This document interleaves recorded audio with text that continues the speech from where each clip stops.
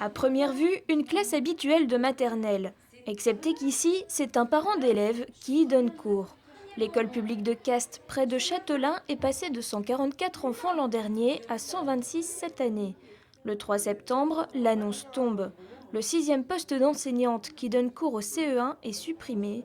Depuis, les différentes classes ont été réorganisées. Nous avons décidé en conseil des maîtres de faire disparaître la classe de moyenne section, grande section.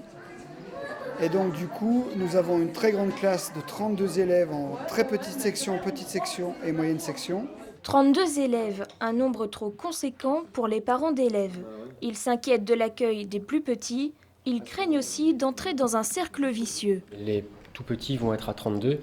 Forcément, les parents, quand ils verront cet effectif-là, peuvent craindre que l'accueil ne soit pas convenablement fait et du coup inscrire leurs enfants dans d'autres écoles et être dans un effet boule de neige avec une suppression de classe l'année prochaine si l'effectif ne suit pas, comme ce qui s'est passé par exemple au Guilvinec, qui ont perdu une classe l'année dernière et qui cette année sont encore sur une suppression de classe. Les parents indignés mènent des actions de contestation. Un planning de 15 jours de cours assuré par les parents a aussi été mis en place. En attendant de trouver quelqu'un, nous sommes sur place. Nous aidons, nous nous mobilisons tous pour apprendre des choses aux enfants par nous-mêmes, mais toujours sur des petits effectifs. Une pétition a déjà recueilli plus d'une centaine de signatures. La municipalité soutient l'action des parents. En 2015, elle a investi 350 000 € dans un nouveau bâtiment pour l'école. Il y a une solidarité assez remarquable. Quand on dit ça, on ne résout pas le problème, mais entre les parents, le personnel, les enseignants et la municipalité, en tout cas les élus. De son côté, l'académie ne compte pas revenir sur sa décision.